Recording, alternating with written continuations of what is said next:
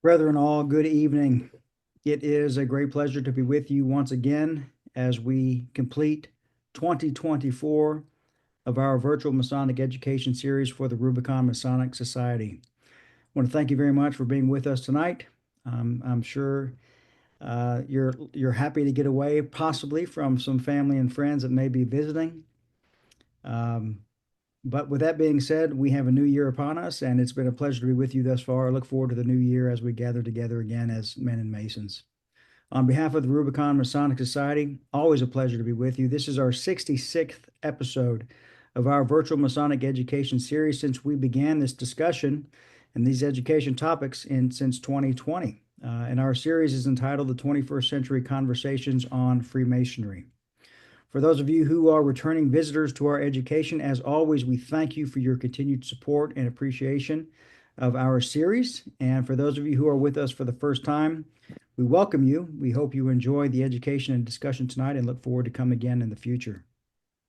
For anyone that may be watching this video online, please consider subscribing to our YouTube channel so that way you never miss a monthly episode of our Masonic education. And if you have ever any interest in joining us live, if you're a Mason, feel free to RSVP at rubiconmasonicsociety.com/RSVP. Very special thanks goes to the William O. Ware Lodge of Research, Lexington Lodge No. 1, and all of our brethren and honorary members of the Rubicon Masonic Society. Very special thank you to Worship Brother John Bizak, Worship Brother Dan Campbell, Worship Brother Alan Martin. My name is Brian Evans. We will now proceed with the business of the evening. Worship Brother Dan, filling in for Worship Brother Alan Martin, will you please deliver the opening devotion tonight? Brothers, join me in prayer. Great architect of the universe, we give you thanks for the opportunity that we have this evening to assemble together. We pray that you would bless this time of learning. We pray that you would open our hearts and illuminate our minds. And we ask that you would ever lead us to walk before you as upright men and Masons. We ask this in your holy name. Amen. So mote be. Thank you, brother. Brethren and friends, our Virtual Masonic Education series aims to help us to become better men, always devoted to our family, our friends, our faith, our country, our fellow brothers. May we all come together tonight to learn, to subdue our passions, to discipline our minds, and to improve ourselves through the tools of Freemasonry. Any opinions expressed during this virtual education will be those of the presenter or participant. They do not necessarily reflect the views of any lodge or Grand Lodge or the Rubicon Masonic Society. By participating with us, you do consent to our guidelines, which can be found at rubiconmasonicsociety.com/disclaimer. Brothers, as you know, these are not tiled meetings. Masons and non-Masons are more than welcome to attend and participate, so please always be mindful that anything discussed should always be suitable for Masons of all degrees as well as non-Masons. Gentlemanly manners are to be expected at all times. We ask no drinking, no alcohol, no smoking, no food, foul language permitted at any time, no discussion of politics or religion. We appreciate your understanding of our guidelines and protocol. In an effort to best ensure that these meetings are as enjoyable for all attendees as possible, we recommend that the attire for each meeting is coat and tie. Please type your name and any appropriate Masonic title or jurisdiction under your video to identify yourself to other attendees this evening. If you're not a Mason, please simply type guest after your name. Please enable your video camera. We do like to take a look at you. Please reduce background noise and keep your microphone muted when not speaking. Please turn off all other computer programs, and please always be patient should any technical difficulties occur. Brethren, tonight we have with us a great presenter, a great friend, a great Mason, Right Worshipful Brother Chad M. Lacek. And I will now ask Worshipful Brother Bizak, will you please do the honors of delivering the appropriate introduction for our special guest tonight? I will. Thank you, brother. Thank you. Right Worshipful Brother Chad Lacek became a Master Mason in Dundee Lodge 190.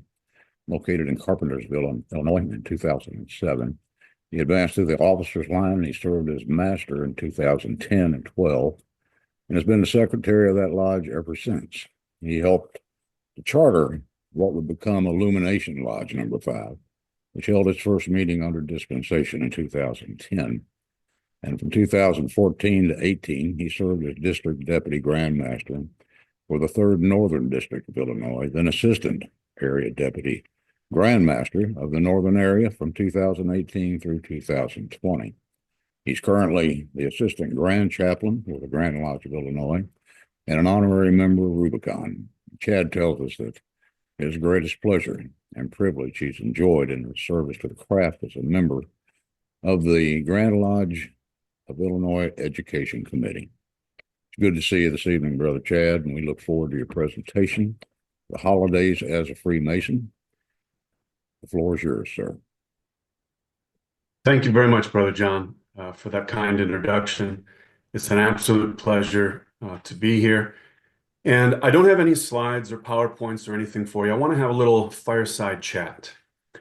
I'd like to share something valuable that I've discovered with you, and I'd like to give you an opportunity going forward these holidays, and hopefully a little bit of a suggestion for you that I hope you'll take me up on.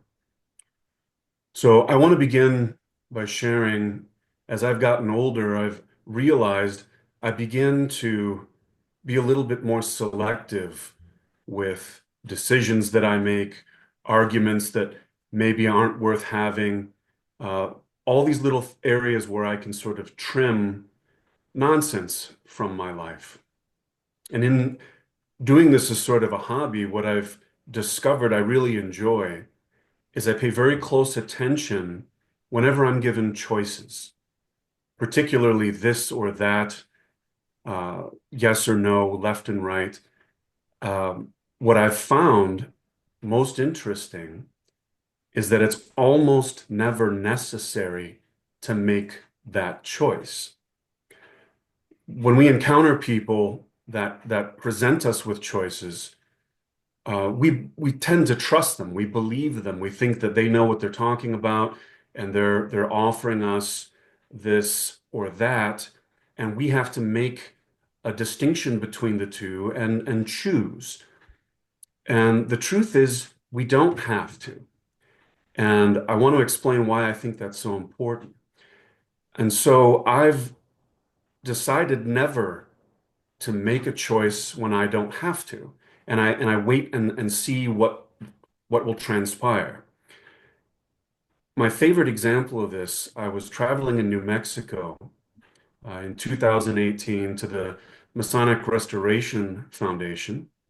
And I visited a restaurant and ordered enchiladas, as one must when in New Mexico.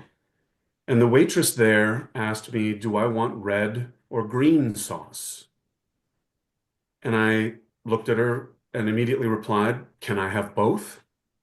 And she said, sure, we call that Christmas, the red and the green colors.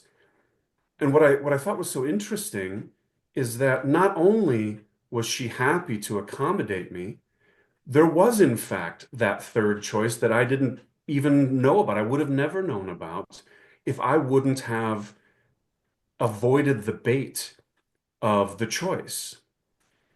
And I want you to keep that concept in mind, and I want to tell you why I think it's important. So each of us is given one lifetime, and even if it extends to its fullest length, it's still pretty short. The average man in America lives to about 75 years. The last statistic I saw was 75.8 years. And that's not a very long time. And I want you to consider every time you're making a choice, if a friend asks, should we meet for coffee or go for a walk? Do both. Every time you're able to do both, you're having twice the amount of experience. You're cramming more life into your one lifetime. And I believe that this is why we read biographies and histories. It's because we're trying to live more than our one life. You know, especially a well-written biography, you really do get a sense of what it was like for that person's to grow up and where they grew up and how and their experiences, their expectations, their failures, their successes. We sort of get to live a little bit of their life. And particularly so when it's a biography of someone that lived hundreds, if not thousands of years ago. Every successive human generation has the benefit of being able to look back and experience what life was like in that place on earth, in that time in history. It's absolutely fascinating. And I think it's almost a way of sort of cheating that limitation of our one little life. We also love to meet people that came from dramatically different backgrounds than our own or different places. We ask them questions about their life. We ask them how they did things, how they celebrate, how they mourn, because it allows us to get a little bit more of an insight in our own lives. We're striving to experience more than that one lifetime. If we imagine our own existence, if we never asked questions, if we never read any biographies, we're viewing the world through our little pinhole or our little keyhole. We're only getting this tiny little snip of life on Earth. And by expanding our opportunities to learn from others, we're getting more than that keyhole's view. We're able to peek through lots of different keyholes. Now, as Masons, we have intimate access to people from a huge range of human experiences. And as Masons, we're taught to celebrate our differences and learn from one another. Now, I want to combine these ideas together, and I promise I'll finally get to the topic of this presentation, the holidays as a Freemason. Now, let me start by asking you what are likely some rhetorical questions. Do you enjoy the holidays? Do you look forward to them? Are they a source of joy in your life? I'm guessing most of us emphatically agree that those things are all true. Well, then why do we limit ourselves to observing one set of holidays or traditions when we could celebrate all of them?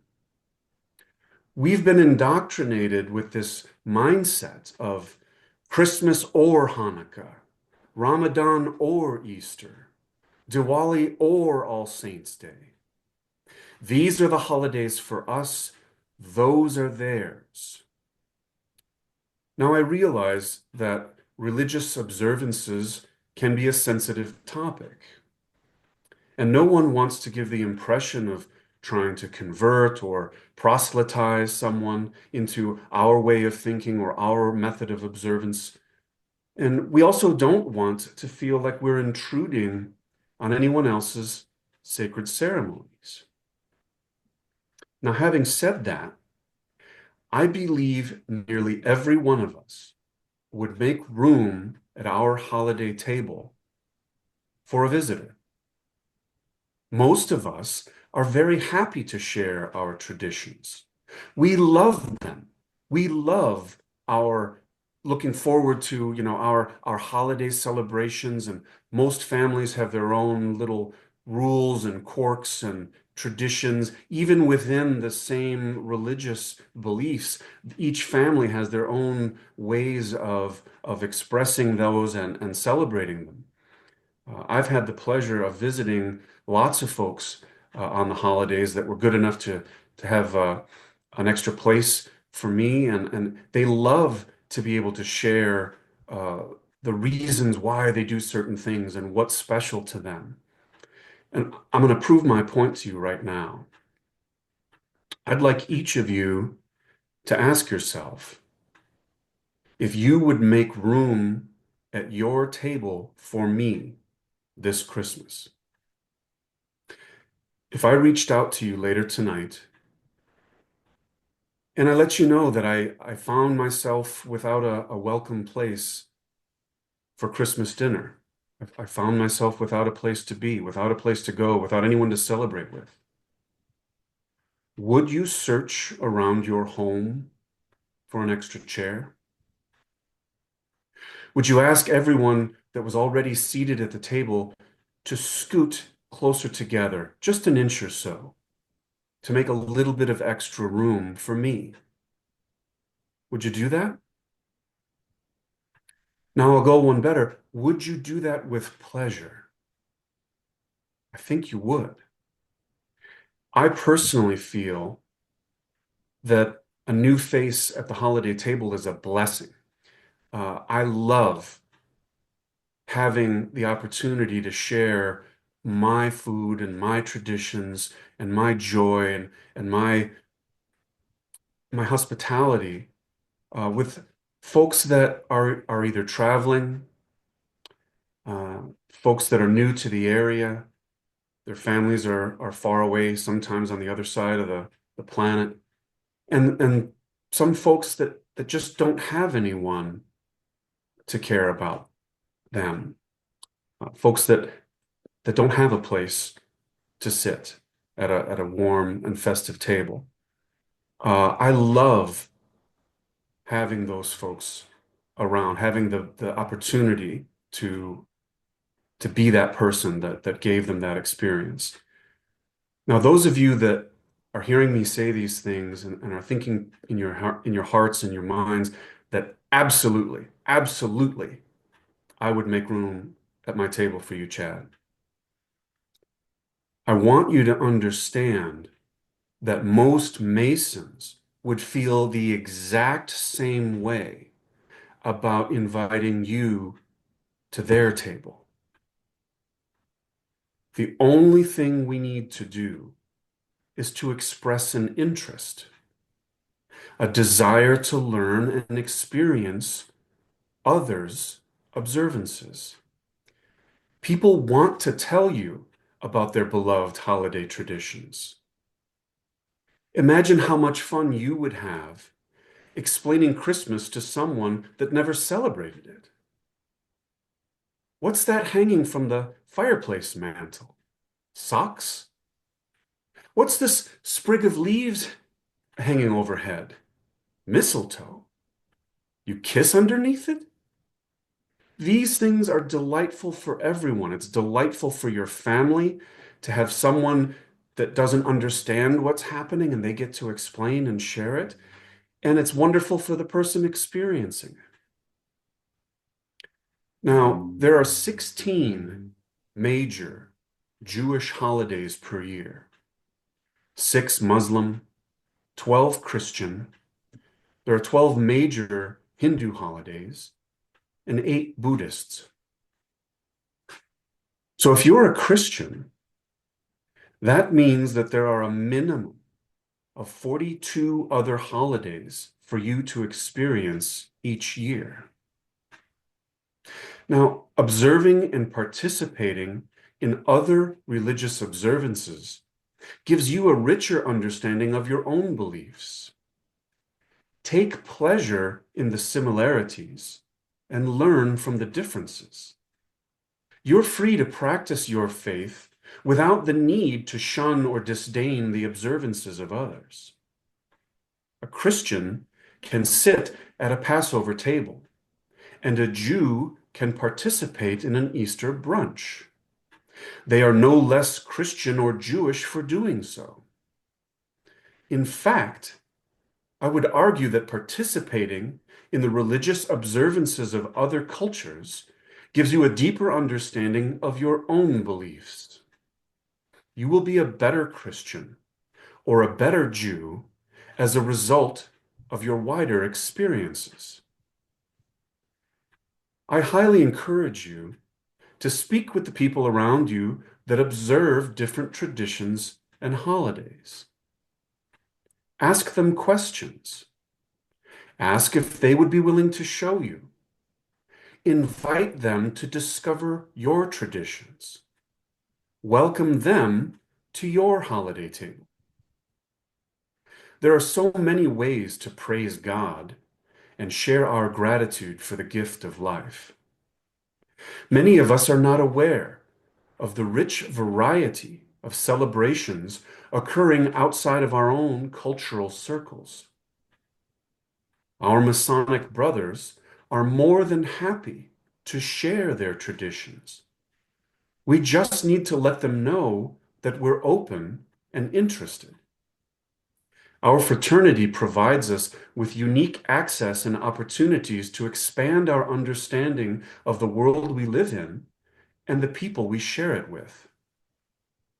The next time you are offered a choice between this, that, or those, answer yes.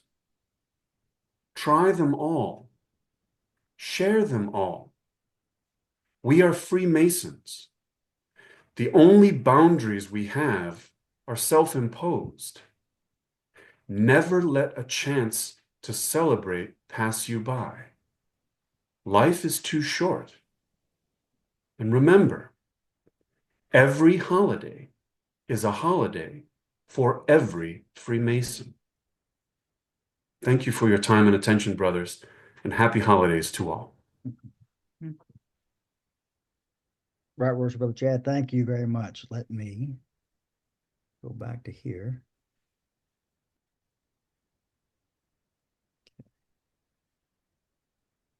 Actually, I'm going to stop that for a moment because I'm having trouble.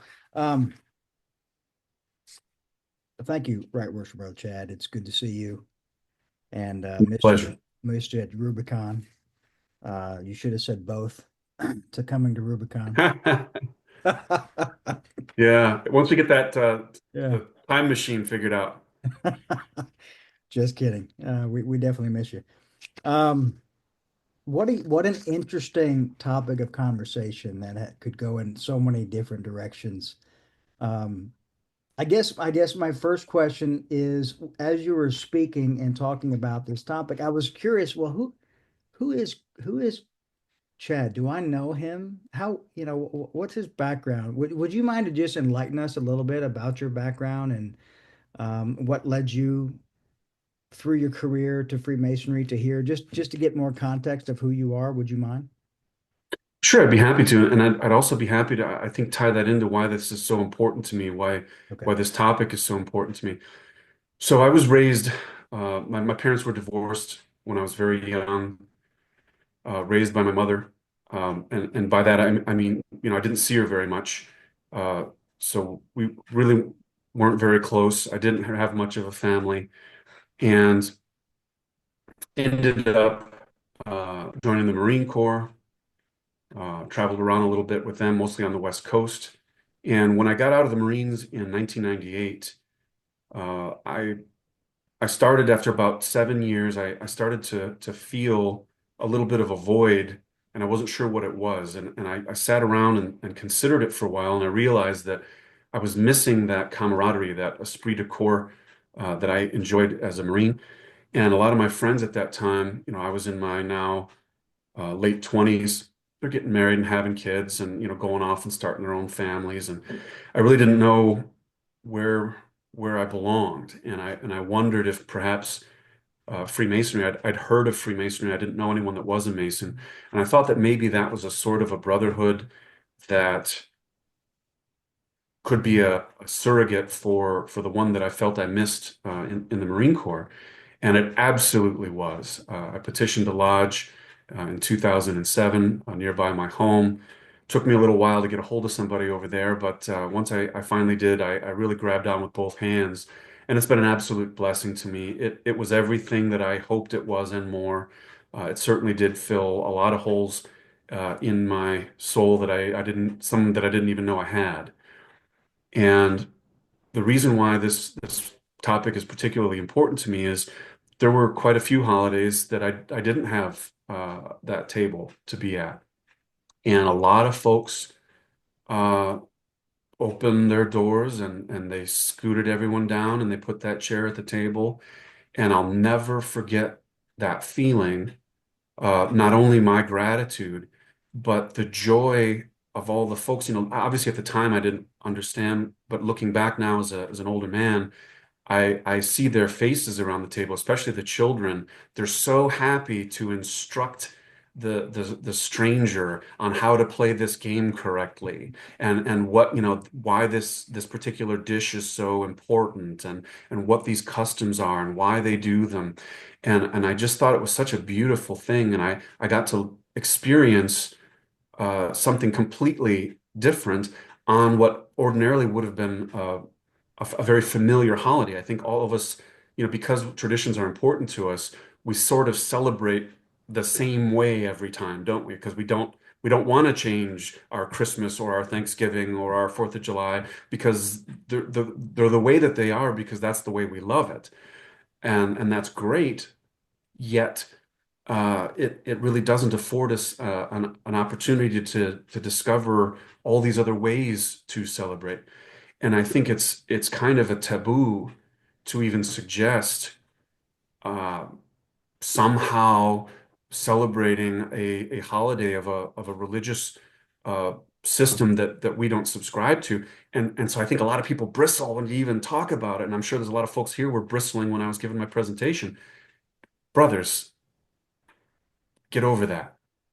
Uh, get over that momentary discomfort. The moment you let another brother know that you're interested in their culture, you watch the look on their face. They literally just light up. You've just given them permission to share something wonderful to them with you. Interesting. So maybe instead of the next time you're at the dinner table and you feel like making a comment, maybe the better way to go is to ask a question, right? To get to show your interest in someone else with the information that you don't know about them. Let them speak. Let them have the pleasure of sharing, is what you're saying. Could you Well, speak up, please? Your voice is falling away, Brother Evans. Is it? Okay. Please, louder, please. You got it. Will do. Thank you. You're welcome. I mean, say that's just accurate. just to clarify, Brother Evans, I'm asking everyone to go a step further. Okay. And when you've got a brother that for example, that's a Hindu or that's of the Jewish faith, ask them about their holidays. Ask them how they celebrate. Ask them if they'll show you. Ask them if you can participate and invite them to participate in your next celebration. Hmm. I'm literally immerse yourself in something that you've never experienced before.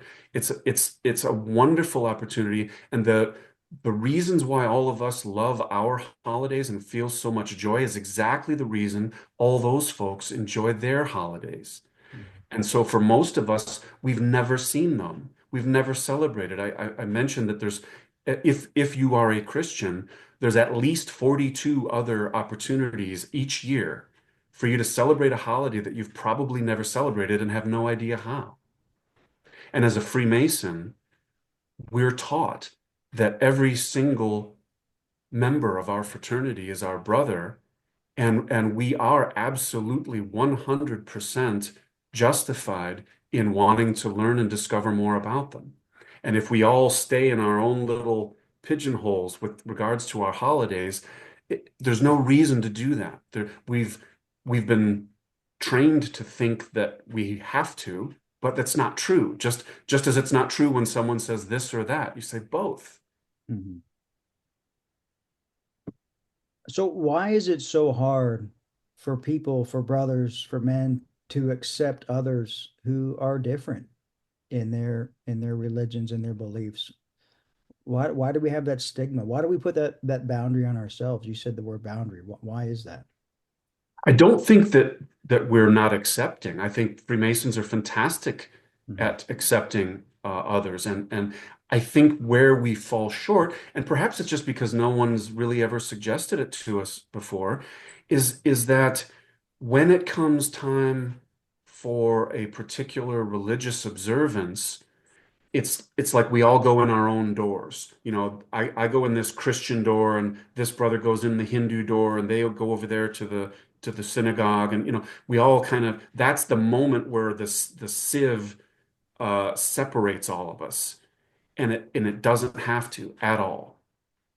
And I think we're hesitant for the exact reasons that I mentioned. I think we're hesitant to ask questions or to offer because we don't want to make anyone feel uncomfortable. We don't want to feel like we're intruding. We don't want to feel that we're trying to, for example, if I'm inviting a Jewish brother over to my home for Christmas dinner, I'm not trying to force Christmas on anyone. That, I'm literally asking my friend and brother to celebrate something that I love.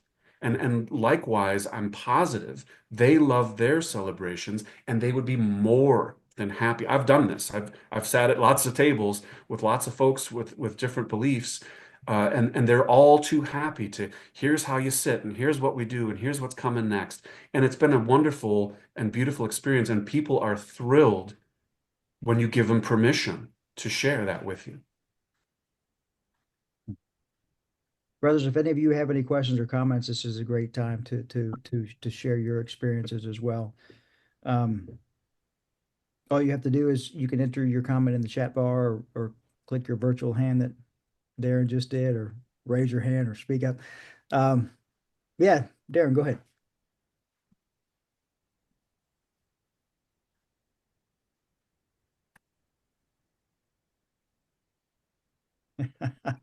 I don't know what Darren Changed just. his mind. Yeah, it looks like we scared him away. I'm sure he'll be back with some story. So, for me, I'm thinking about a circumstance where I could do this, and there's probably a part of me that would want to, so to speak, extend the olive branch or offer the invitation, but I would be afraid to offend someone that may have different perspectives.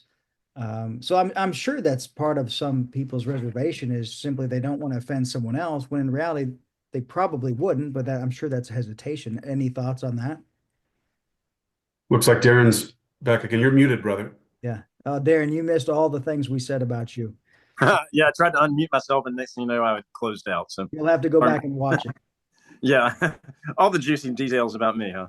But Chad, thanks for the wonderful discussion. One thing I did want to ask you about, and I'm pretty sure I know the answer to this, but your opening kind of monologue, you kind of reminded me of our Dante a little bit. And if we read the Inferno, the vestibule outside of hell is reserved for the souls of those who are indecisive. And I don't think that's what you're quite getting at.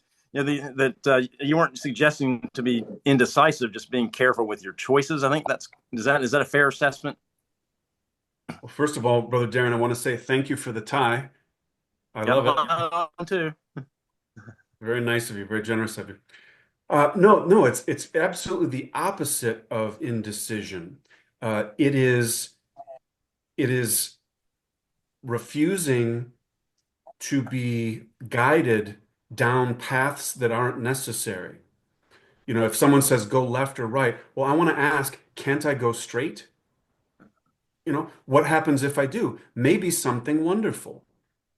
Maybe I'll end up wet because there's a lake there. So obviously this is something that's not a catch-all for every single time you're faced with a choice. What I'm suggesting is that most of the time that we're given choices, and if you guys do a little experiment, you'll see for yourself, let's say the next 30 days, pay attention every time someone gives you a choice and ask yourself, could I say yes instead of making that choice? Could I just say yes, both, all of those? Could you do that? And in almost every case, I've been doing this for about 5 or 6 years. In almost every case, the answer is yes, without inconvenience. Just like that lady at the restaurant in New Mexico I told you about. Not only was the answer yes, it was absolutely, we call that Christmas. That's a thing. So I've made some wonderful discoveries. And if you imagine if every time you make a decision, every time you fall for the trick of making a decision and you go that way, it means you never get to go the other way. And so if you always, every time you're able to, if you can have both or all or whatever it is, you're getting double the experience, double the opportunity, double the, whatever it is. In the case of a this or that choice, every time that you avoid choosing and have both, you're doubling your experience. You're cramming more life into your one lifetime.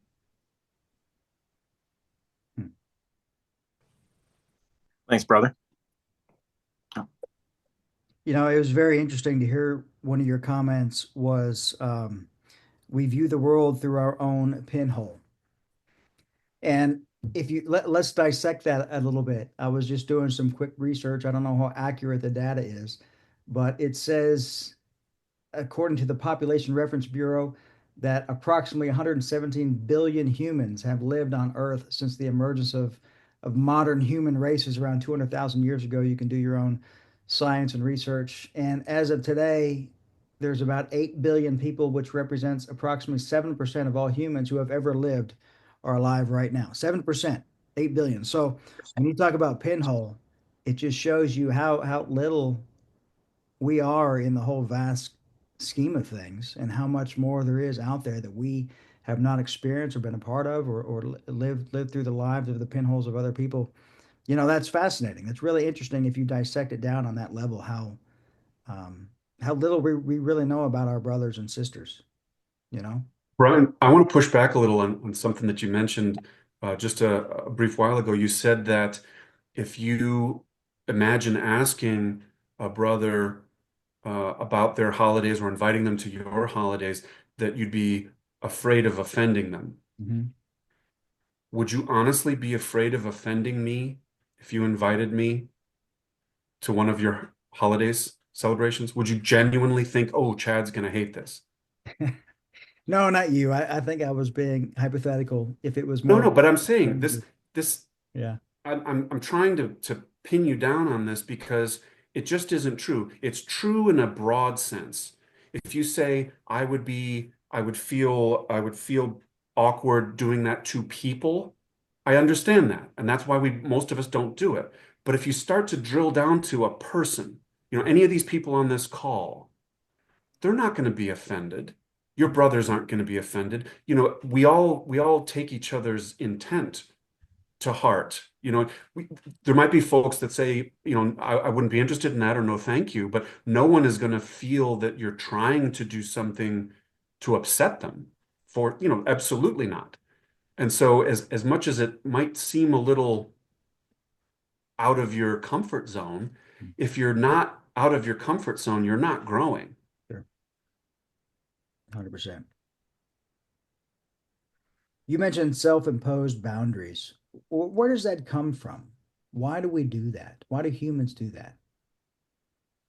Well, I think there's so many reinforcements of that. It's uh, as we're growing up, you're given these choices of, okay, let's study hard and let's get good grades so that we can get into a good school and then we can get a good job. All these kind of tropes of this is how to live your life. And then while you're doing that, you look over and you see somebody with their feet in the sand, splashing around on the noon on a Wednesday, and you're thinking, well, how that wasn't an option that I was given growing up. How are all these people doing these things? There's an infinite variety of ways of living your life, infinite number of ways of reacting to good and bad occurrences in your life. One of the other things that I've really paid a lot of attention to is my own mental assessment of things being good or bad. It really is up to us.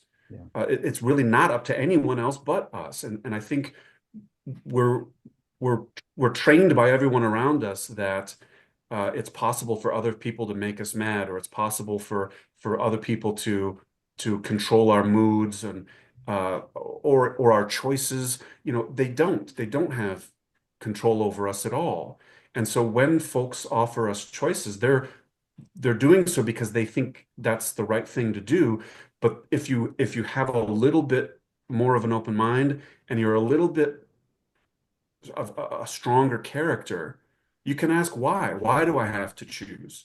Or Mhm. maybe I refuse to choose. Mhm. I want both of those things. I want to try both of those things. And as I tell you, I know, guys, this sounds weird, but every time I've done this, I've never received any anything negative in terms of a bad experience.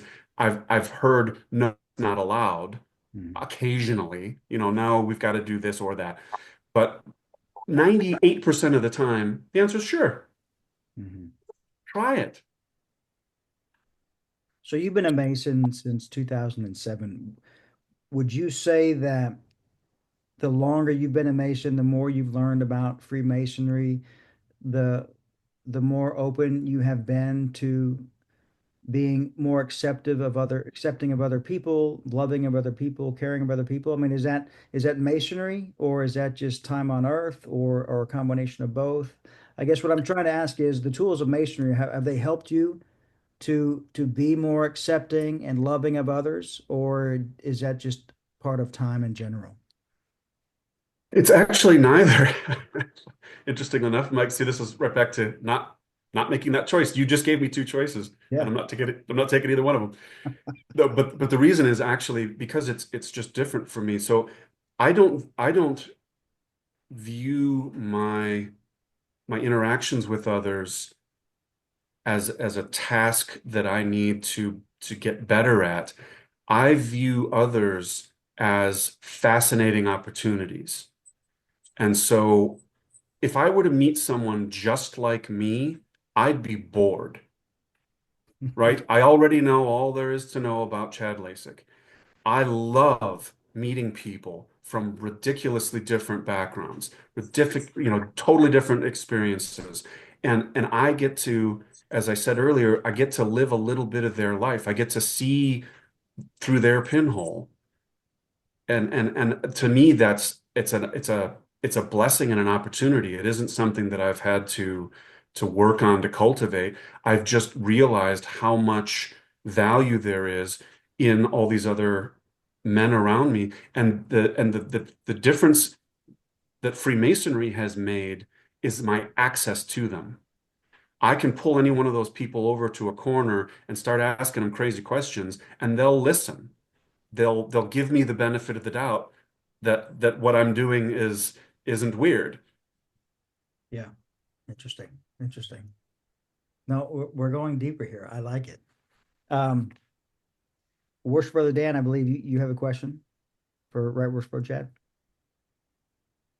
Right, worshipful brother Chad, good evening. It's a pleasure to have you on our webcast. Listening to your presentation, I promise you there is a question in here, so just we'll get to it. But listening to your presentation this evening reminds me of many of the genuinely uh, most powerful aspects of Freemasonry, and that is its ability to unite men of different backgrounds and from different circumstances. Um, I'm going to take you down a slightly different path, but not altogether different, and that's this. For many people, Masons and non-Masons, the holidays can be a painful time. What's your advice to someone for whom the holidays are a time of loneliness or a time of separation? Uh, how do you approach those people? What advice do you have for those people? That's an excellent question, brother. And that really does identify why I think this is so important.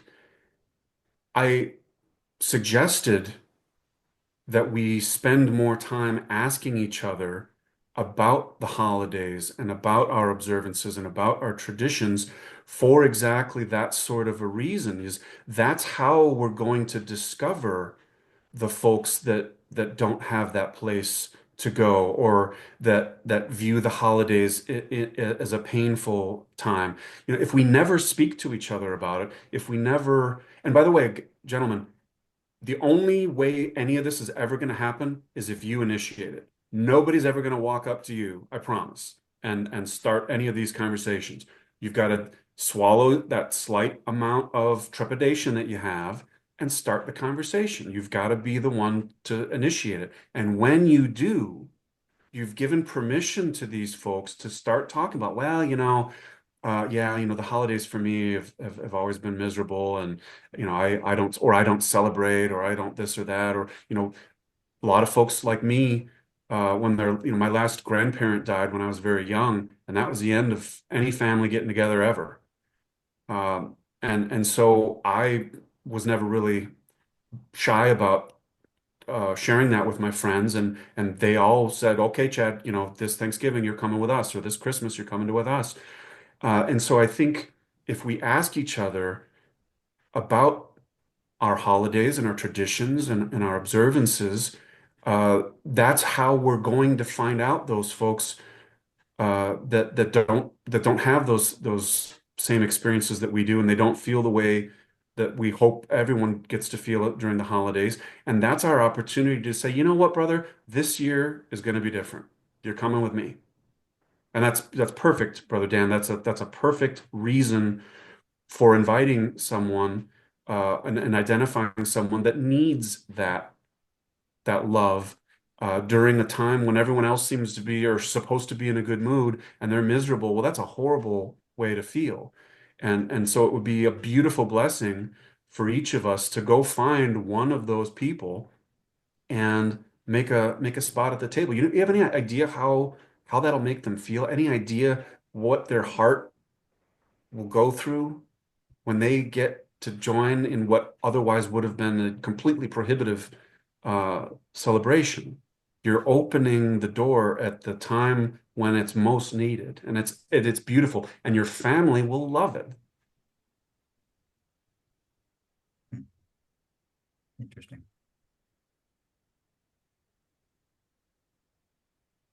Okay, so I'm going to ask a very basic question, simple question. Why is this important? In your perspective, why is this topic important? Are the holidays important? Are they an important part of your life? Are they a big part of your life? Is it a big part of your family's life? I think a lot of us kind of we go from holiday to holiday. We go from the winter holidays to the spring holidays to the summer holidays, right? We sort of we hopscotch through life from one holiday to the next. And they're very important to us. And therefore, it's a very important part of our life. And what I'm suggesting is that there's lots of other cultures that have the exact same relationship with holidays that we do that we've not experienced. Mhm. And there's no reason for that. No reason whatsoever. Mhm. Has anybody ever come up and done this to you, perhaps, and offered the invitation to you in a way that made you feel the way you're trying to make someone feel? Lots of times. And so as I said, when I was younger, my friends, my immediate, friends knew that I didn't have places to be for some holidays, and uh, they absolutely they wouldn't take no for an answer. You're here you go, you're coming with us.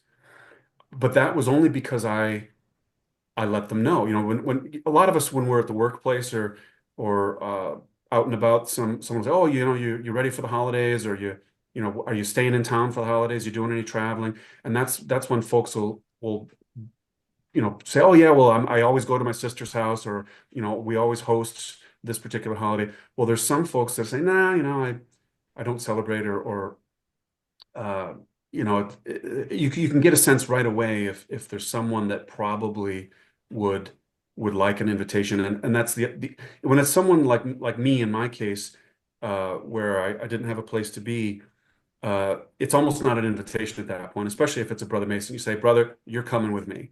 I'm not asking you. I expect you at the table. And here's, this time, this date. See you then. Yeah, yeah. I asked the question, why is it important? And Grant, I'm going to call on you in a minute if you don't mind, because you made a comment. Really, just to offer a perspective of deeper thought about the topic at hand. Grant, I'm curious to know, you said I think it's important because of what Chad described, but also because it fosters understanding. Well, would you care to elaborate a little bit further on that comment?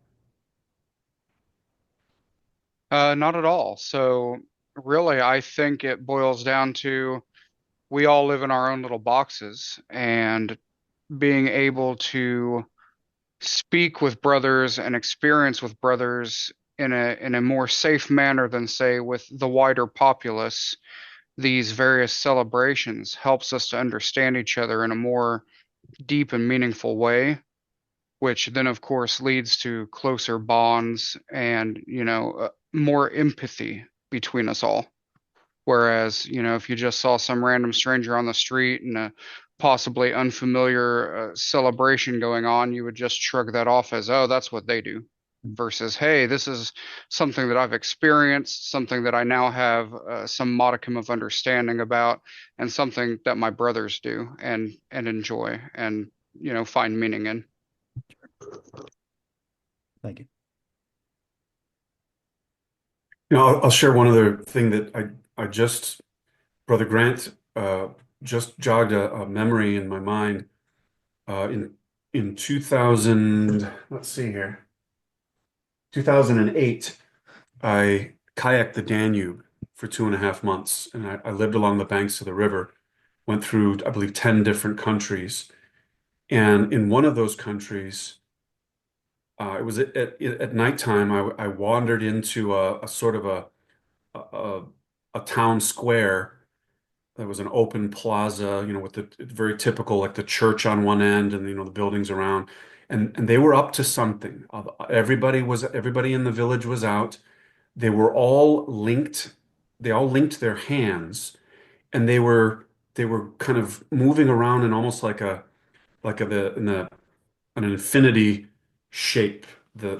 All these folks in this one long chain were just going around to some music, and I stood there, and this chain was passing right in front of me, and I watched other people come up and break. They broke that chain and inserted themselves, which was expected to be done.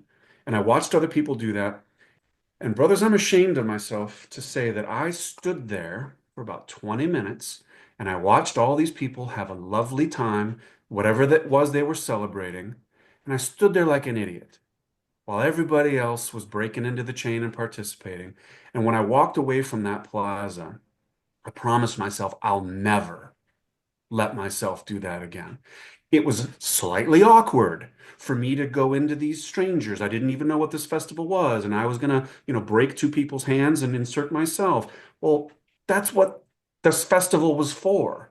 And I stood there like an idiot, and I promised I'll never, ever be that guy again.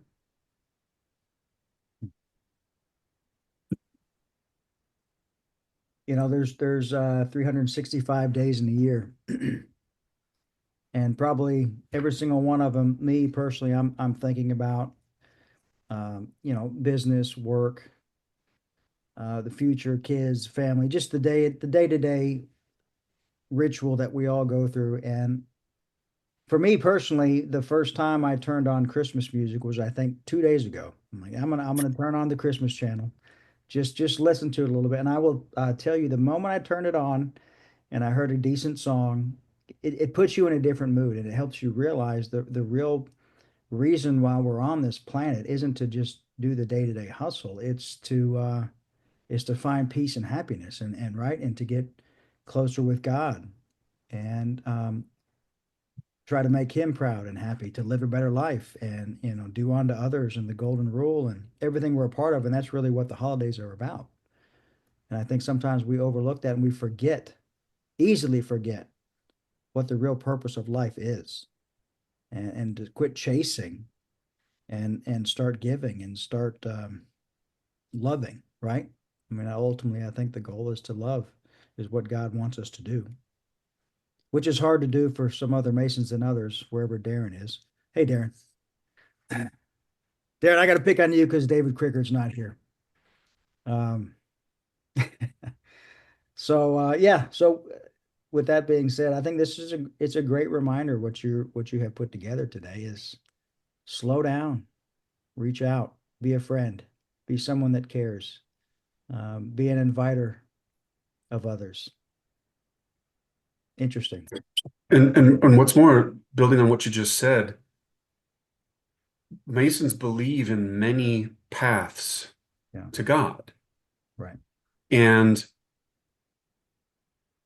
why wouldn't you be fascinated with discovering a dozen other paths that you've never considered, that you've never experienced, that you've never participated in. I want to try every conceivable path. Don't you? Don't you want to? I mean, it's to me it seems crazy not to. It would be such a shame to go through life as a Freemason with all these men so happy and so willing to share everything that they have to share, and for none of us to take advantage of it. Mhm. Just stay in our little pinhole. Don't do that. No. Worst Brother Bizak, I believe you may have a question for our special guest. I do. Thank you, Chad. It's a very thoughtful topic. Certainly want for discussion. Tie this back to Masonic principles.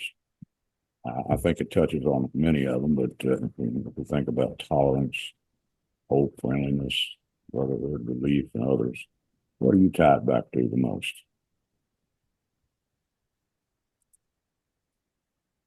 Well, I want to talk about the word tolerance. I've always had a problem with that in Masonry. And I talked about this a while ago. I wrote a paper and I talked about how I tolerate mosquitoes when I'm camping, and I tolerate a screaming child on an airplane. That is, I hate those things, but I tolerate them as unavoidable evils. And I would absolutely hate it if someone needed to tolerate me. I'd feel terrible if someone had to tolerate me. I think that toleration in the way that I'm using it, to tolerate is as if to say I dislike it or I don't want it, but I'll somehow find a way to endure it. And I think that some of the mistakes that we make with the word tolerance, what we're really talking about are acceptance or in embracing. And I think Masons do a wonderful job of embracing and celebrating our differences, and it makes us richer, more intelligent. It expands our view of the world. I think that it's such a blessing to be able to have folks that are so different from us that trust us and that are willing to share and open up and give us a view. And I don't have any, there's no part of that requires any tolerance from me. And so I hope that I'm trying to share a narrative of uh, the beauties of our rich variety. But open-mindedness just as being, or tolerance just being open-mindedness. It almost it makes me feel like you need to work hard to to be my friend, or to accept me. And I just I don't think that's what Freemasonry's taught me. I think Freemasonry's taught me that uh, if I can find someone dramatically different than myself, then I've succeeded, and I've just found myself an opportunity for growth and learning. Thank you. Yeah, that may not have answered your question, though, but I hope you understood what I'm trying Yeah. to share. Yeah. I think the challenge is for a lot of this is that we're all imperfect people. And you know, we're supposed to love one another, but there's a lot of people I don't love. Um, and maybe some of them are Masons. Um, maybe not. I don't know. But I think that's hopefully what the holidays can help us look past is let's look past our our differences, our animosities, our frustrations, our struggles, and let's set those aside to figure out how to be more mature adults and come together for the right things and put the petty differences aside. And that's hard to do, Chad. That's really hard to do. I'm not going to lie. That's hard to do. It's hard to do if you say it's hard to do.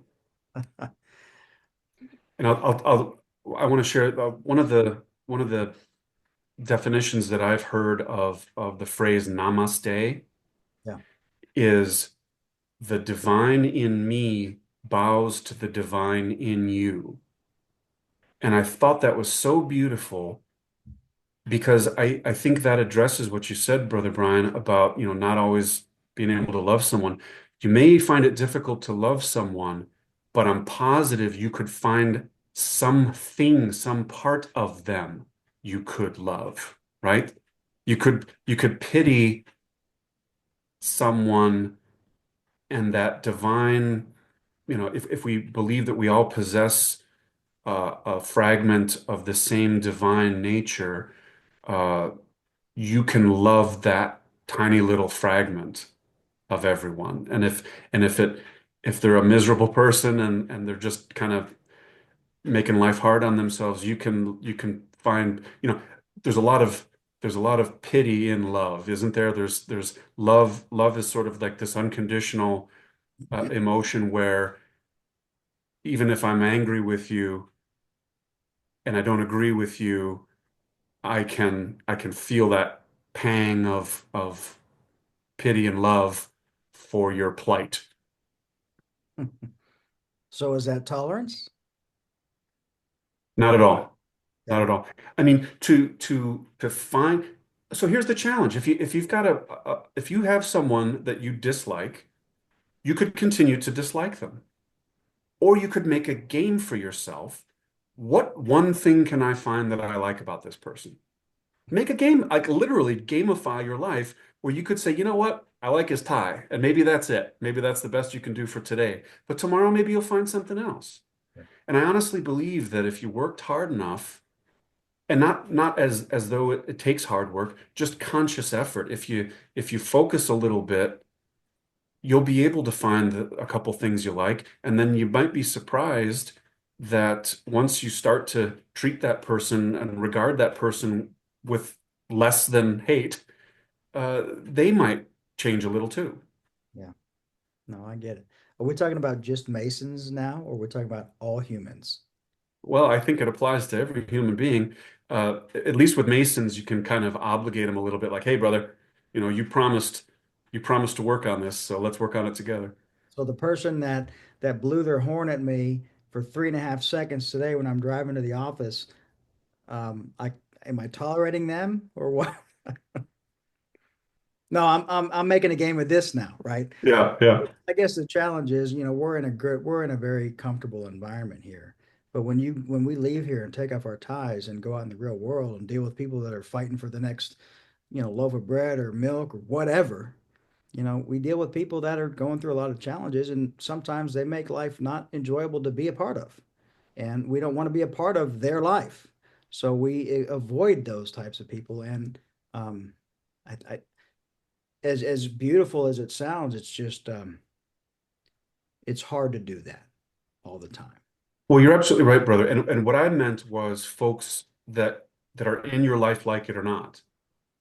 So, if there's just someone who's horrible and miserable and you can avoid them, absolutely, never see that person again. But you mentioned some brothers that you didn't necessarily love. And so I'm assuming, these are folks that are coming to lodge, or these are folks that are in your circle, your sphere, of at least every month that you're seeing these people. That's who I'm talking about. Or coworkers or family members. You mentioned about some people over at the holidays that you don't really love all that much.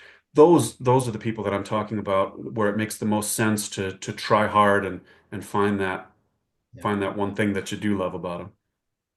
You are an eternally optimistic person, and that's what I admire about you more than anything else. And I'll try to keep that in mind next time I'm thinking about the brother I'm thinking about. Well, and honestly, it only helps you. Yeah. It's only for your mental health. It's not for anybody else. It's, if you are in control of those things, then you're the one who benefits, really nobody else. Sure, sure. No, John March, no, I know. I'm being a little facetious at the moment. And it's no one no one on the meeting, in case anyone's wondering.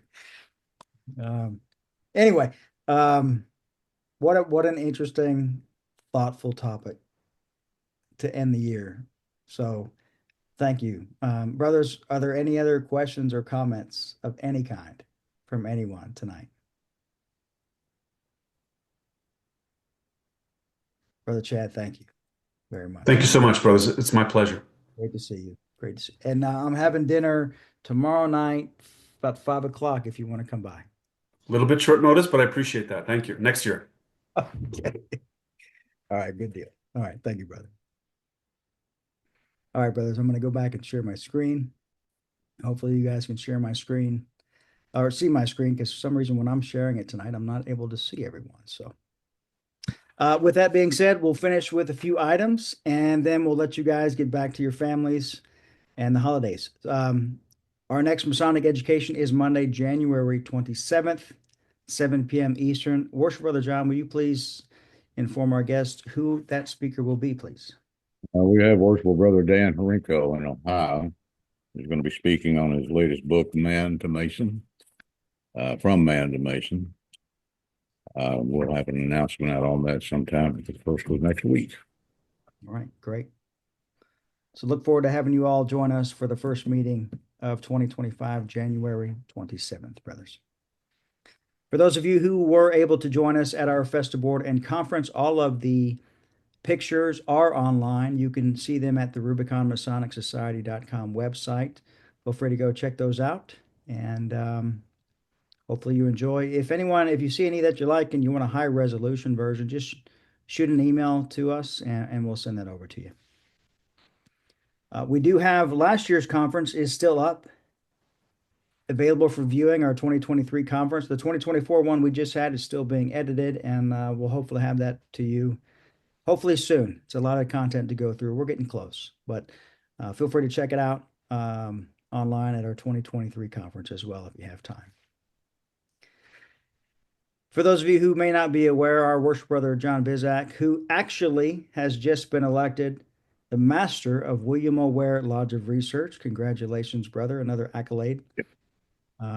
Has a great website, thecraftsman.org, and tremendous compilation of Masonic papers, books, resources, commentaries. Please go check it out, thecraftsman.org.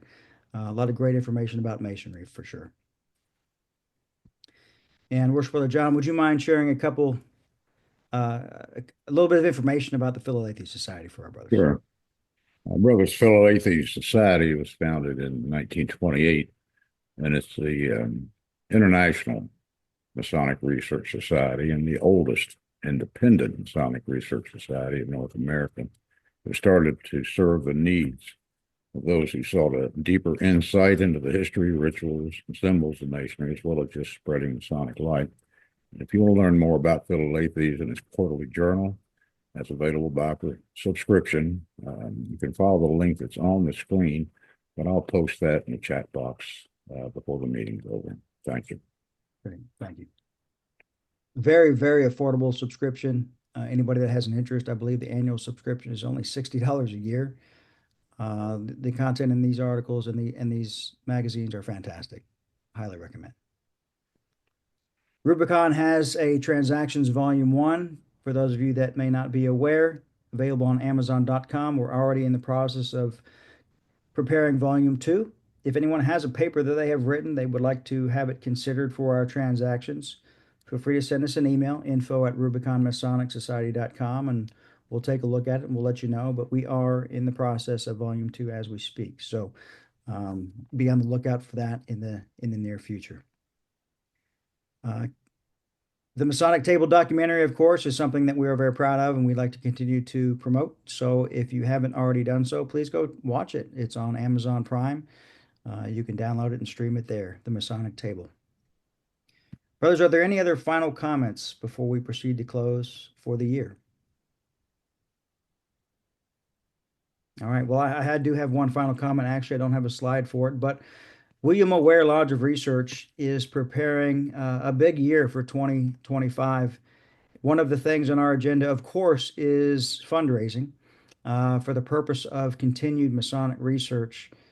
And we are putting together a raffle, a very, very extensive raffle that we're going to allow for anyone who has an interest to participate across the world to participate in this raffle. Actually, we have procured a Kentucky long rifle. And this is a very, very unique Kentucky long rifle, and we'll be sharing more information in our January meeting. But raffle tickets will be $50 a piece. More information to follow.